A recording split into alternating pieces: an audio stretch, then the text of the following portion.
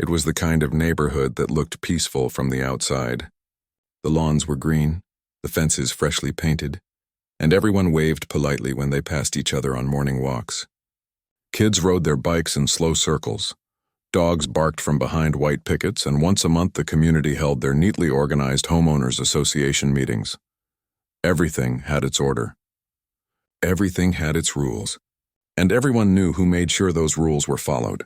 The HOA president, Greg Thompson, he was a tall man in his 50s, always wearing a polo shirt tucked in too tightly, clipboard in hand like it was a badge of honor. People didn't say much to his face, but behind closed doors, they called him the neighborhood police. He checked lawn heights, mailbox colors, even the kinds of curtains people hung in their windows. Most neighbors tried to stay out of his way. It was easier that way. Then, one early spring morning, a new resident moved into the neighborhood, a woman named Linda Morales. Linda was in her early 40s, soft-spoken and kind. She arrived in a small silver car filled with boxes labeled books, kitchen, and garden tools. She smiled at everyone who passed by, though she didn't say much at first. It wasn't shyness exactly. She just seemed peaceful, the kind of person who didn't need to fill every silence. Within a week, Linda had already started fixing up her little front yard. She planted marigolds and lavender, painted her mailbox a soft cream color, and hung a wind chime by her porch. Every morning she watered her plants, waved to the kids walking to school, and smiled at the elderly couple next door. "She's so polite," one neighbor said, "and quiet," another added. "She's perfect for this neighborhood," someone else replied. Everyone liked her. Well, everyone except Greg. The first time he noticed Linda was when he drove by her house on his usual morning inspection. He saw her trimming her hedges and humming softly to herself. He slowed down, frowned, and took a note on his clipboard. A few days later, a letter arrived in Linda's mailbox. It was from the HOA. "Dear resident, your mailbox color appears to be slightly off the approved shade. Please repaint within 7 days to comply with community standards." Linda looked at the letter, confused. She walked to the end of her driveway and stared at the mailbox. It was cream. Not white, not yellow, cream. It looked fine. Still, not wanting to upset anyone, she went to the hardware store, bought a can of approved eggshell white paint, and repainted it that same evening. A week later, another letter came. "Dear resident, please ensure your front garden remains within design guidelines. Excessive use of non-native flowers is discouraged." Linda blinked at the paper. "Non-native flowers," she murmured. She had planted lavender and marigolds. How could that be a problem? Again, she didn't argue. She just trimmed a few plants, rearranged her pots, and smiled when Greg walked by the next morning. "Good morning," she said kindly. He only nodded, eyes scanning her porch. "You'll want to make sure that wind chime isn't too loud. Sound carries in the mornings," he muttered before walking off. Linda stood there quietly, unsure what to say. Over the next few weeks, the letters kept coming. One about her trash bin being left out too long. Another about her garden hose not being coiled correctly. It was strange. Other houses had the same little issues, but no one else seemed to get letters. Neighbors started to notice. "He's at her house again," whispered one of the ladies from across the street. "Poor thing. She just moved here. He's done this before. Remember the Smiths and their flag?" Still, Linda stayed calm. She never raised her voice, never complained. She just did her best to follow every rule, hoping things would settle down. One afternoon, her neighbor, Mr. Peterson, stopped by while she was watering her plants. He was an older man, kind and easygoing. "You know," he said, leaning on his walking stick, "you don't have to let him push you around." Linda gave a small laugh. "He's just doing his job, I suppose." Mr. Peterson shook his head. "He's doing too much of it. You're the third person this year he's tried to run off." Linda smiled politely but didn't respond. She didn't believe in arguing or gossiping. That evening, as she sat on her porch with a cup of tea, she watched the sun dip behind the rows of houses. For the first time since she'd moved in, she felt a bit uneasy. She loved peace and quiet, but Greg's constant presence made her feel like she was always being watched. Still, she told herself to stay patient. Maybe he'd lose interest and move on. But Greg wasn't the kind of man who moved on easily. The following week, at the monthly HOA meeting in the community center, He brought up Linda's house as an example of non-compliance. He pointed at photos of her garden projected on the screen. Residents must follow uniform standards, he declared. We can't let people start doing whatever they want with their front yards. Several neighbors shifted uncomfortably in their chairs. One woman raised her hand. But her garden looks nice, she said softly. It's tidy and the flowers are beautiful. Greg frowned. That's not the point. Rules are rules. After the meeting, word spread quickly. Some people thought Greg was being unfair. Others stayed quiet, not wanting to become his next target. Linda heard about it from a neighbor who stopped by the next day. He showed pictures of your garden at the meeting, the woman said, looking embarrassed. Linda's face fell slightly. He did? Yes, but don't worry, everyone thought it looked lovely. Linda thanked her and went back to watering her plants. But something about it hurt. She wasn't doing anything wrong, and yet she was being treated like a problem. That night, as she sat quietly reading on her porch, Greg's SUV slowed as it passed her house. Their eyes met for a brief second. He didn't wave. He just looked at her, then drove off.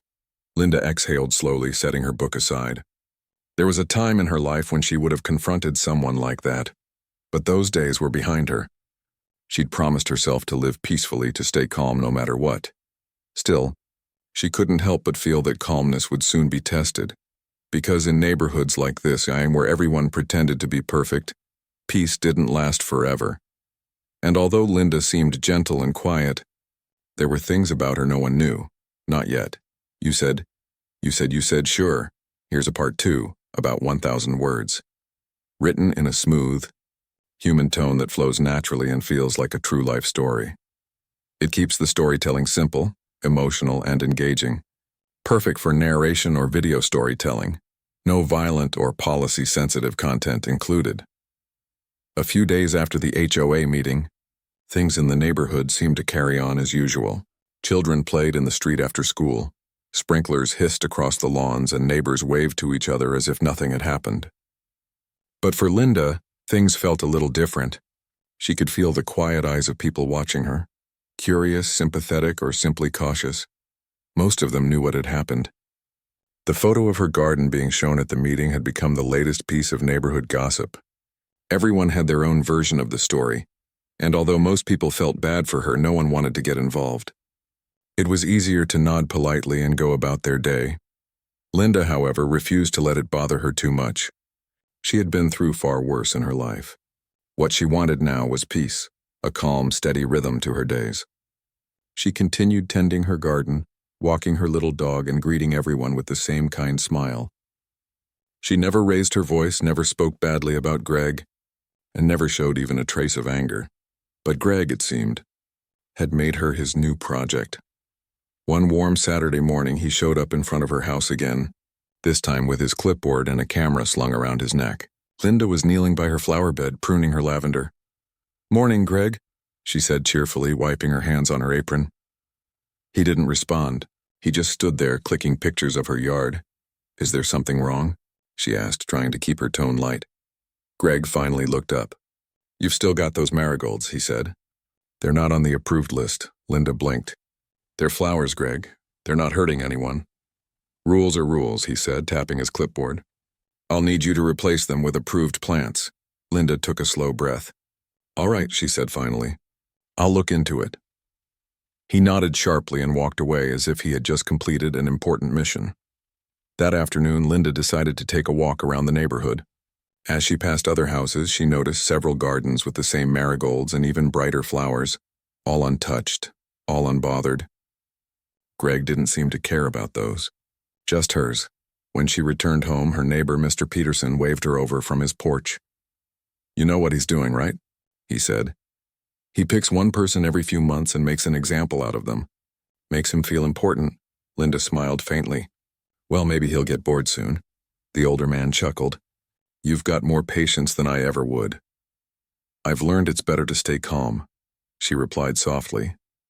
But deep inside, she was starting to feel the frustration grow.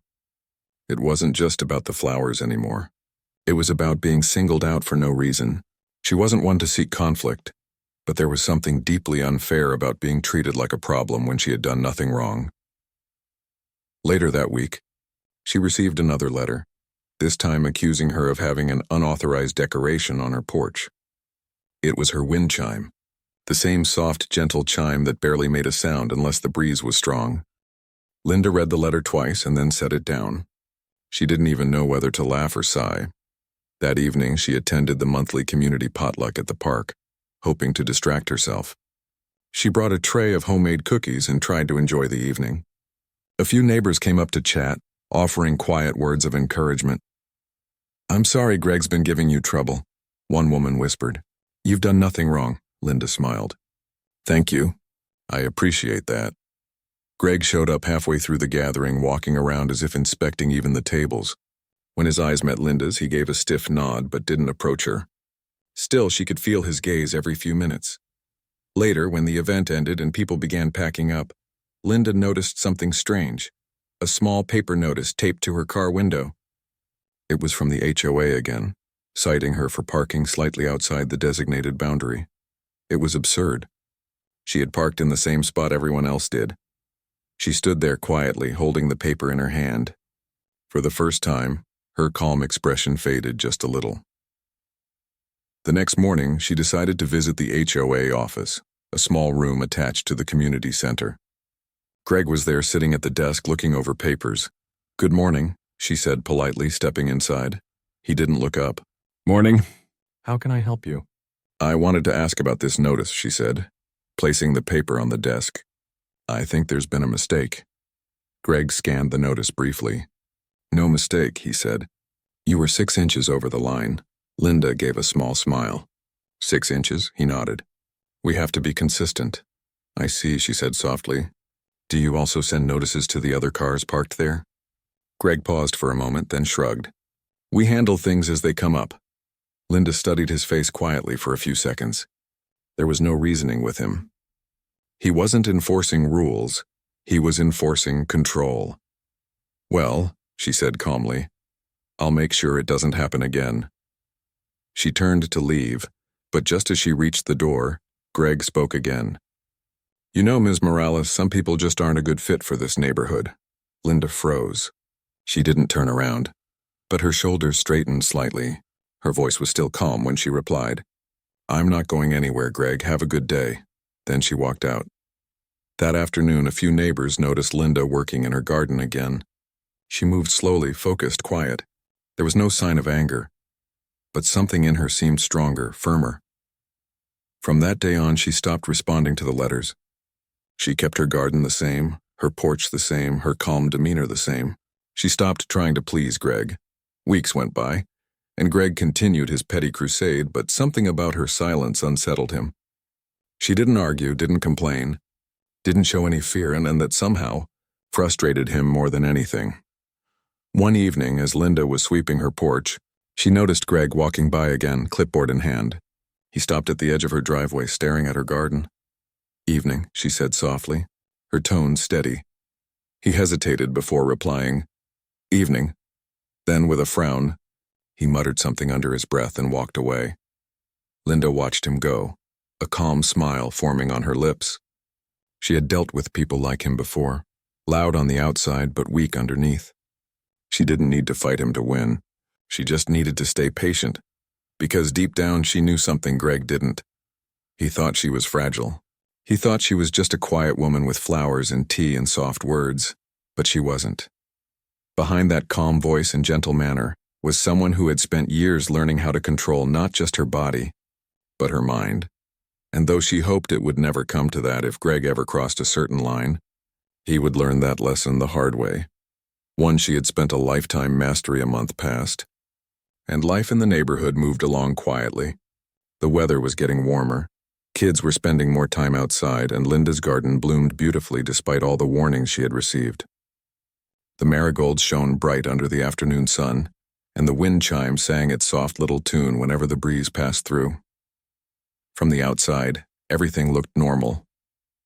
But there was tension growing and silent and heavy like a storm waiting to form. Greg's irritation was clear to anyone who paid attention.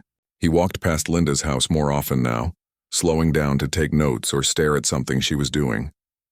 It was as if her calmness only made him angrier.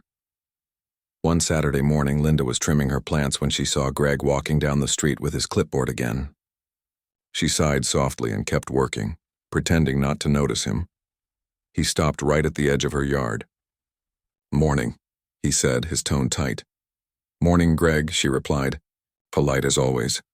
"I see the marigolds are still there," he said. "Yes," she answered, keeping her voice light. "They seem to be doing well," he frowned. "You were supposed to remove them." Linda looked up from her plants and smiled gently. "Actually, I checked the community handbook. There's nothing in there that says marigolds aren't allowed." Greg's face stiffened. "I make the final decisions about what fits the look of the neighborhood." "I understand," she said quietly. "But I also like to follow written rules, not personal opinions." Her tone wasn't rude. It was calm, steady, but that calmness made Greg's jaw tighten. He wasn't used to being talked to like that. He muttered something under his breath and walked off, scribbling notes as he went. Linda stood up, brushed the dirt from her gloves, and smiled to herself. It wasn't that she wanted to challenge him. She just wasn't going to let him control her anymore. But Greg wasn't the kind of man to let things go easily.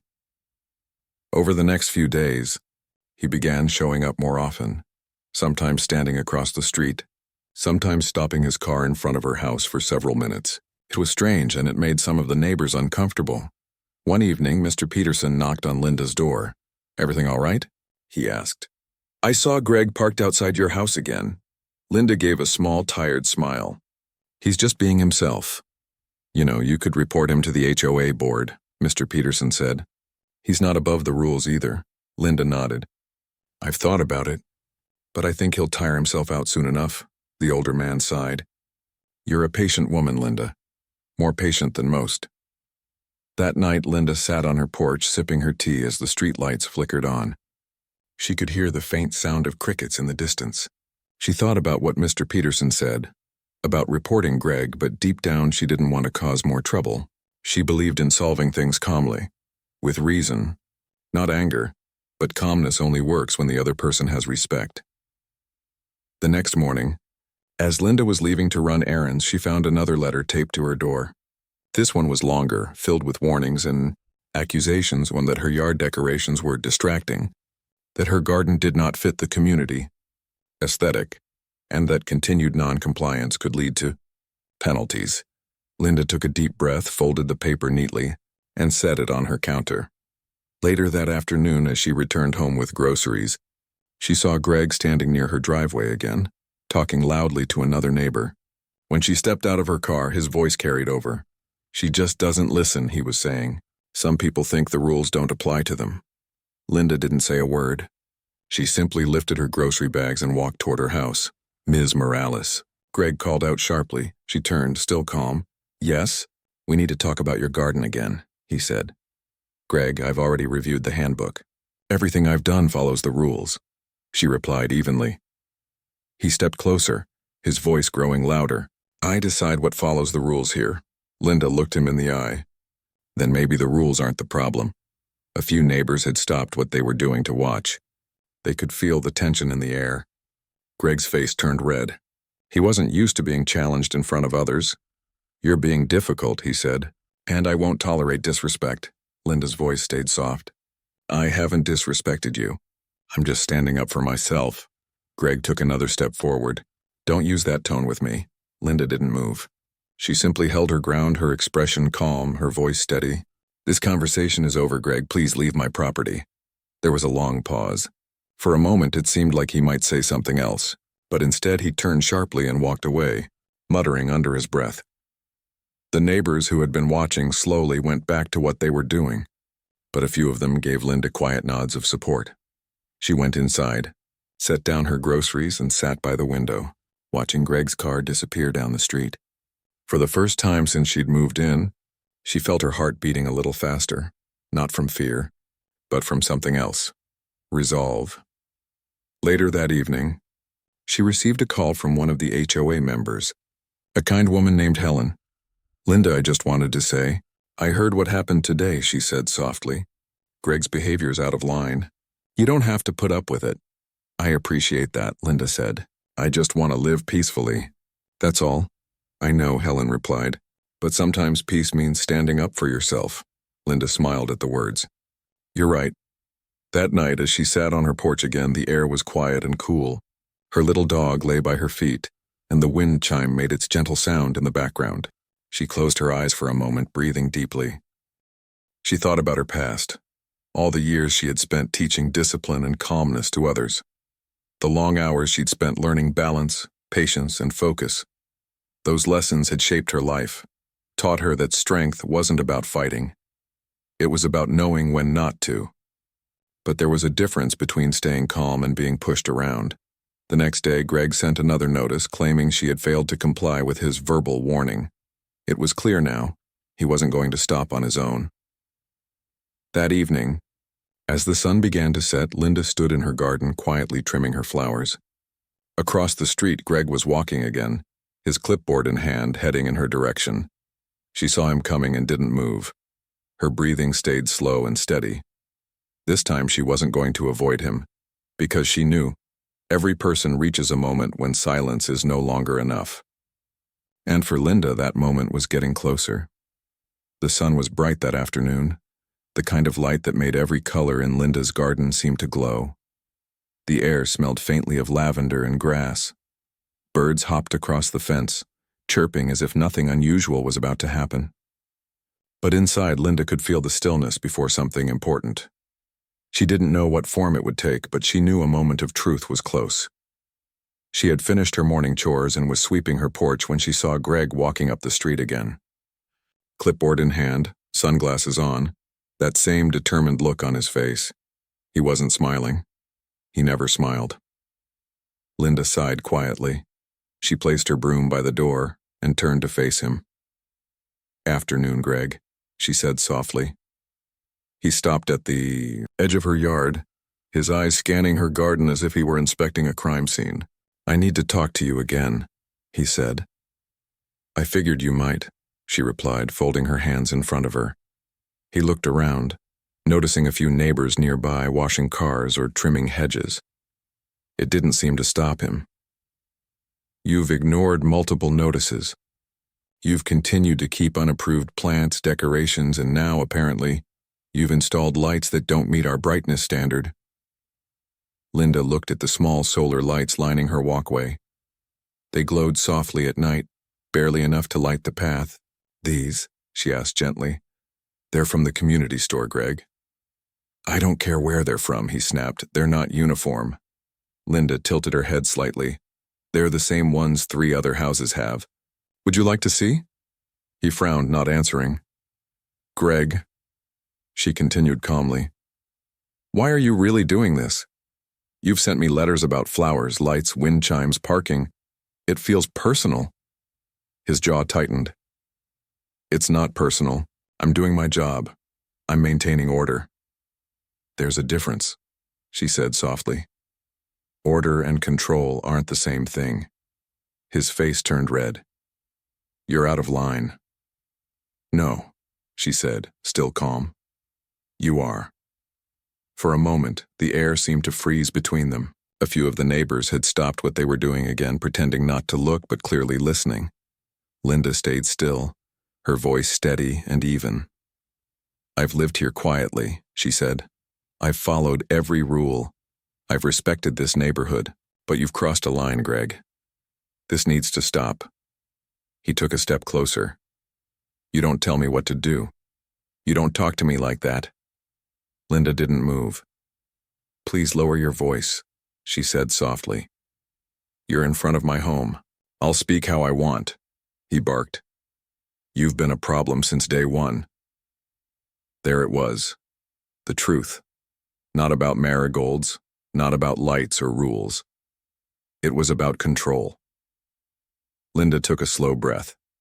She didn't want to argue. She didn't want to embarrass him in front of others. But she also wasn't going to back down this time. "Greg," she said quietly, "I don't want conflict. I just want to live in peace. That's all." "Then follow the rules," he shouted. "I do," she said firmly. Something in her tone, calm but final, seemed to unsettle him. He stepped even closer, almost too close. Linda could see the tension in his shoulders, the frustration in his eyes. "Don't walk away from me," he said when she turned slightly toward her porch. She paused and looked at him squarely. "Greg, please go home," she said, her voice gentle but firm. "You've said what you needed to say." He stood there for a few seconds, breathing hard, not knowing what to do next. Then he pointed his pen toward her like a warning. "You'll regret ignoring this. I'll take this to the board." Linda gave a small nod. "Do what you think is right," she said. "So will I." He frowned, confused. "What's that supposed to mean?" "I'm filing a formal complaint about your behavior," she said evenly. "You've harassed me for months, Greg. I have every letter you've sent and every rule I've followed. It's all documented. I'll present it at the next meeting." For the first time, Greg looked unsure. His voice faltered slightly. You can't." "I can," she said. "And I will." The neighbors across the street had stopped pretending now. They were watching openly, and one of them stepped forward, calling out, "Everything all right, Linda?" She turned slightly and smiled. "Everything's fine," she said calmly. Greg's face turned bright red. He muttered something she couldn't catch and then turned, walking briskly down the street. His steps were quick and uneven, like a man trying to escape his own temper. Linda watched him go, then let out a slow breath. She hadn't raised her voice once. She hadn't moved an inch. But somehow, it felt like the heaviest thing she'd done in years. Later that evening, a few neighbors stopped by to check on her. One woman brought cookies, another offered to help her file the complaint. "Thank you," Linda said, smiling warmly. "But I've got it handled." "You were so calm," the woman said, shaking her head. "I don't know how you did it." Linda chuckled softly. "Years of practice." As the sun went down, she sat on her porch again, sipping tea, watching the lights flicker on one by one down the street. The neighborhood was quiet again, peaceful. She could still feel her heartbeat slowing down, steadying. She thought about the years she had spent teaching others how to find calm under pressure, the classes, the lessons about balance and breathing. She never mentioned it to anyone here because it felt like part of another life. But that life had shaped who she was. The truth was, she had trained for years in martial arts, not for fighting, but for peace, for focus, for control. She didn't use it to hurt. She used it to stay centered, to stay kind, even when the world wasn't. That discipline was what kept her steady now. Over the next few days, she wrote a detailed report to the HOA board. She attached copies of every notice Greg had sent and photos of her perfectly kept yard. She didn't add emotion or anger, just facts, calm and clear. When the board meeting came around, several neighbors attended. Greg sat stiffly at the table, arms crossed, eyes narrowed. Linda stood when it was her turn to speak. She didn't accuse. She didn't raise her voice. She simply explained what had been happening, how she had followed every rule, and how the repeated visits had made her feel uncomfortable in her own home. By the time she finished, the room was silent. One of the board members looked over the paper she had submitted and sighed. "We'll be reviewing this, Greg," he said quietly. Greg didn't respond. He just sat there, staring at the table. After the meeting, Linda walked home under the soft glow of the streetlights. Her neighbors called out small words of encouragement, and she smiled, thanking them each in turn. When she reached her porch, she looked at her little garden, the marigolds glowing faintly in the evening light. She felt a quiet pride, not because she had won something, but because she had stayed true to herself. Sometimes strength doesn't look like power or loudness. Sometimes it's the calm voice that refuses to bend under pressure. A few weeks passed after the meeting, and the neighborhood began to feel different. The air seemed lighter, the small tensions that once floated around slowly fading. Greg wasn't seen walking with his clipboard as often anymore.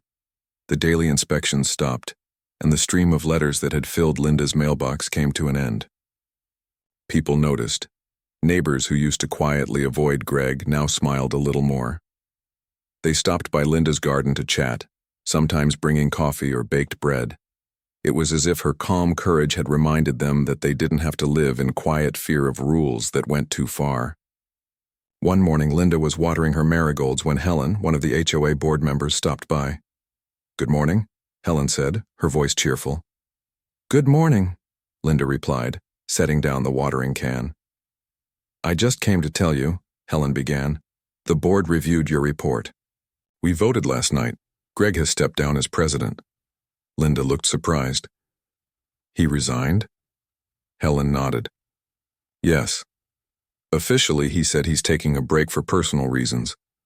But I think he realized it was time." Linda gave a small smile.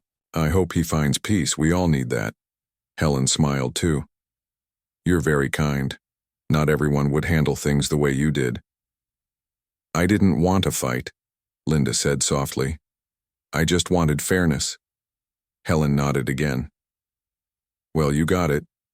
And more than that, you earned everyone's respect." After she left, Linda sat on her porch and took a deep breath. The breeze was gentle, carrying the scent of lavender and fresh grass. For the first time since she'd moved there, she felt completely at home. Over the next few days, the neighborhood felt livelier. Families decorated their front yards without worry.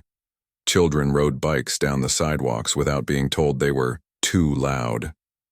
Even the monthly HOA meeting, which once felt tense and formal, became something friendly, freight with laughter, shared snacks, and open discussions. People began to talk about making real improvements to the community, not just about lawn colors and mailbox styles, but about kindness, safety, and neighborly care. Linda often stayed quiet during those meetings, but everyone listened when she spoke. She didn't talk much, yet when she did, her words carried weight. "Rules should help people," she said once, "not control them. A neighborhood should feel like a home, not a checklist." Everyone agreed. As for Greg, he mostly kept to himself for a while. Some neighbors saw him walking his dog early in the morning, quieter than before. There was no clipboard in his hand, just a leash and a thoughtful look on his face. People said he'd been humbler lately, more polite. Maybe the experience had taught him something.